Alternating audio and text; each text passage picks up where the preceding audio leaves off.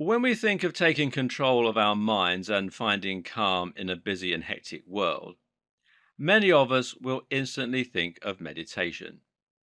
Meditation is an ancient practice that is used by billions of people around the world and that has been practiced for centuries. Now, scientists and researchers are starting to decode its many benefits, but nevertheless, it's still understood by a great number of people. Let's take a closer look at meditation, how it can help us, and how you should get started. Perhaps a good place to start is to answer the question, what is meditation? While many people think of meditation as a way to achieve enlightenment, to recreate the effects of hallucinogenic drugs, or to practice various religions, the reality is that meditation is simply a form of practicing control over your thoughts. It can be all those things, but at its most basic, meditation means trying to focus your thoughts or clear your mind, which is essentially the equivalent of training your attention. So often, our thoughts are reactive. We are constantly being distracted and taken from one experience to the next, whether due to television, to music, or to something else entirely. But when you meditate, you will be actively controlling your thoughts. You will become introspective and you'll start to reflect on the very nature of thought itself. And as you do, you'll learn to remain in control of your thought processes so as to prevent yourself from becoming easily distracted, stressed, angry, or otherwise experiencing inappropriate or unhelpful emotions. This is a highly valuable form of training, and it's one that's particularly relevant in today's fast paced and constantly connected world. Meditation can help us to conquer stress and to improve concentration in a range of tasks. Studies show that meditation can help us to improve our mood, our concentration, our focus, our creativity, and more. It has both immediate effects by providing us with a break from the stress of our internal monologue and helping us to experience theta brainwaves, but it also has long term benefits as we start to learn to better control and understand our own thoughts and emotions. Meditation has even been shown to boost our IQ. That's right, it can actually make you smarter. And this also correlates with more connective tissue in the brain and a greater ability to utilize different areas of the brain at once for single tasks. Fortunately, meditation is gradually starting to make its way into the mainstream. More and more productivity and lifestyle coaches are recommending its benefit, and it forms an integral part of cognitive behavioral therapy, which currently is the most popular form of clinical intervention for a whole host of psychological difficulties. Still not convinced? Then I invite you to have a listen to Tim Ferriss's podcasts. Tim Ferriss is the author of The 4 Hour Work Week and is one of the most influential writers on the net when it comes to topics like fitness, self improvement, productivity, and happiness. His most recent project, the podcast, sees him interviewing a large number of different influential figures.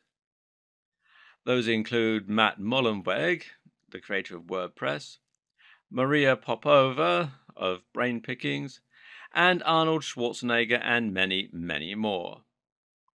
One of the questions he'll often ask them is what their morning routine looks like and if they have any other habits they consider important to their success. What does Tim Ferriss note is the one thing that nearly all his interviewees have in common? They all meditate. So, if you want to be one of the world's most influential entrepreneurs, if you want to be spiritually enlightened, or if you just want to be smarter, then you need to start meditating. But while meditation has benefits across the board, it's also worth noting that some forms of meditation appear to be more effective at promoting specific psychological benefits than others, and this is according to a study from the National University of Singapore. If you want to get the best benefits from meditation, then you need to choose the right type to get started with. Here's what the study found when comparing Theravada and Vajrayana meditation.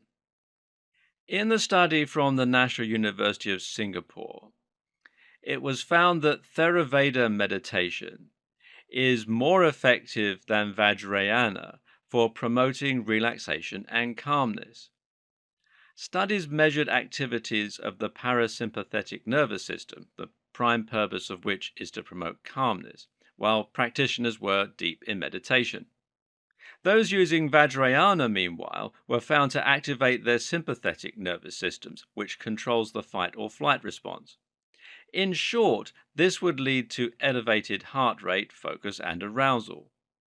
This is a particularly interesting finding, as conventionally we view meditation as a means to calm ourselves and relax. After the participants had engaged in their meditative practices, both groups were then asked to take cognitive tests, and it was found that the Vajrayana group were able to boost their performance considerably from a single session. This demonstrates the broadness of the term meditation, and it shows that different types of meditation have different specific advantages. In this scenario, you might decide to use Vajrayana meditation to psych yourself up for a competition or to prepare for an interview. Then use Theravada meditation to calm down afterwards or to chill out before bed. As you can see, the type of meditation you use is a very important factor in determining the outcome. Likewise, you'll probably find that some forms of meditation are more accessible and enjoyable than others, depending on your own goals, your experience, and your interests. The question then becomes where to start. Well, keep watching and we'll look at some different types of meditation and some different terms. Bear in mind that you don't have to stick rigidly to any one of these, and actually you can create your own kind of meditation by just setting your own goals.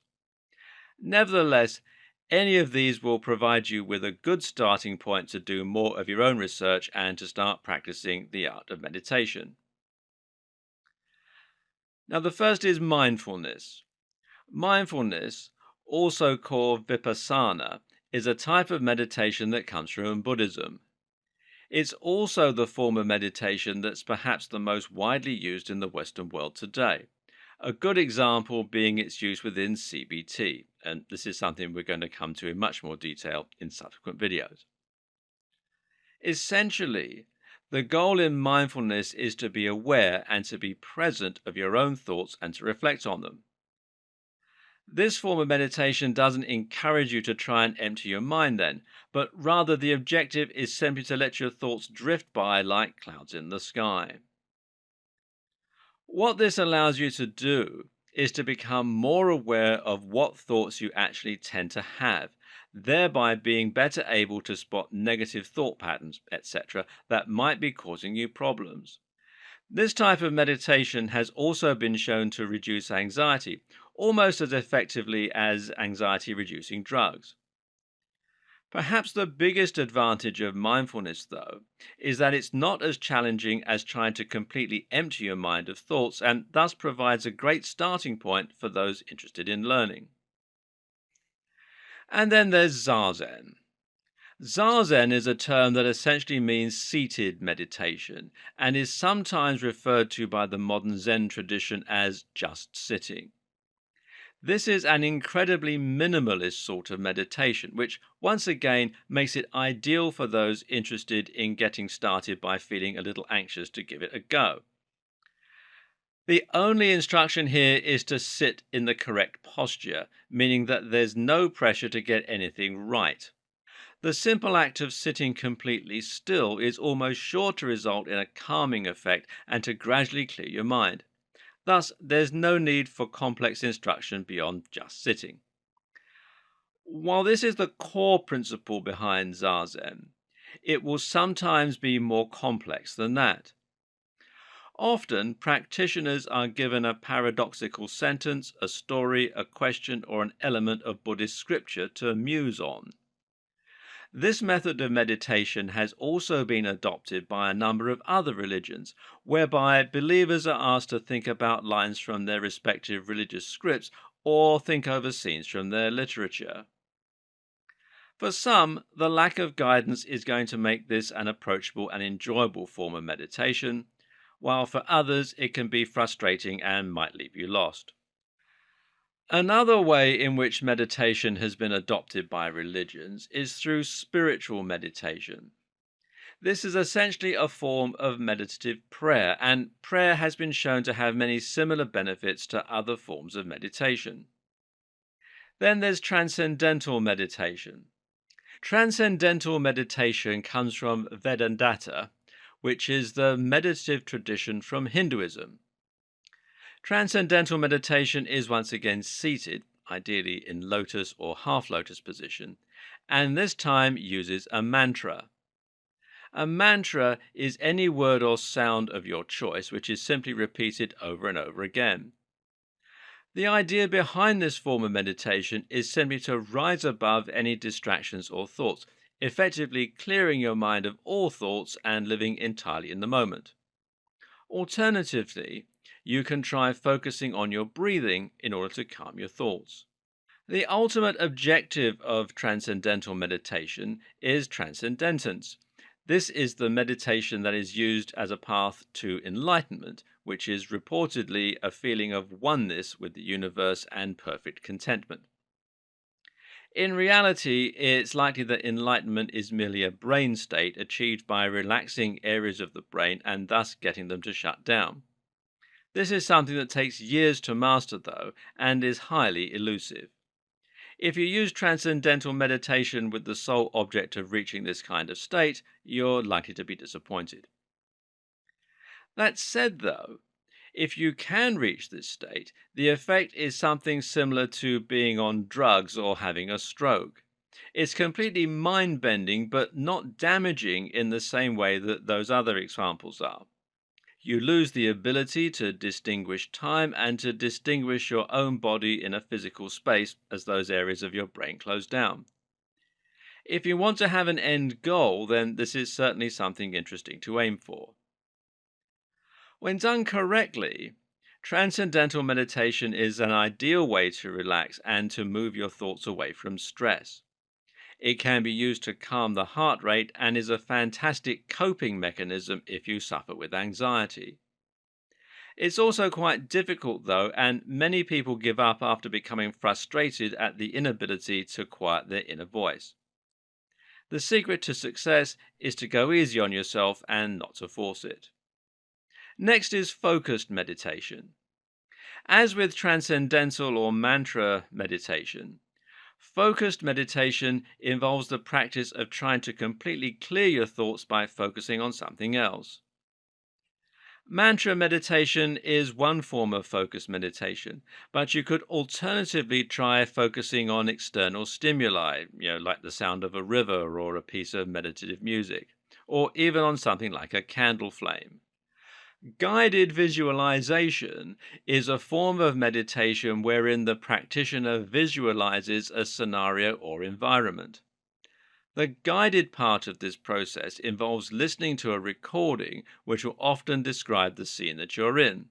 This kind of meditation is great for relaxing and for moving your thoughts away from the hustle and bustle of daily life before you achieve the ability to block out your surroundings through other forms of meditation. If you're feeling stressed and you want to immediately calm down, then guided visualization is a useful tool. However, it doesn't require the same discipline as other forms of meditation and so is not likely to help develop your ability to focus or to calm yourself in the same way. In movement meditation, you relax your mind while focusing on your body and moving through a range of gentle movements. A great example of this is Tai Chi Chuan, which is a martial art practiced incredibly slowly, involving a set of gentle movements. While it takes time to learn something like a Tai Chi set, you can practice movement meditation by using a dance routine or even by gently swaying from side to side. Vipassana is insight meditation. Vipassana is Theravada meditation, Theravada being a branch of Buddhism. This is meditation that involves close attention to sensation, with the goal being to discover the nature of existence. This form of meditation comes from Buddhism, and it was believed to be the type practiced by the Buddha himself. To practice this form of meditation, you sit down and then focus on your abdomen and feel the way the breathing moves your stomach. Likewise, be aware of the other sensations throughout your body, trying to remain focused and calm simultaneously. When interruptions come, such as sounds, other thoughts, or temperatures, you should note those sensations and give them labels such as warmth or thinking. Vipassana is often practiced on retreats where participants alternate between seated and walking meditation. And finally, there's Vajrayana. Now, Vajrayana is another branch of Buddhism. Vajrayana meditation is a complicated and advanced form of meditation which involves the goal of becoming Buddha like. There are various types of meditation within Vajrayana, such as Mahamudra. This form of meditation involves attempts to empty the mind once again, this time by simply doing nothing to the extent where you aren't even focused on trying to meditate. Both the Theravada and Vajrayana forms of meditation are advanced methods and require years of practice to perfect and an understanding of the surrounding beliefs and cultures. They are also only two examples of the many complex and varied forms of meditation that exist.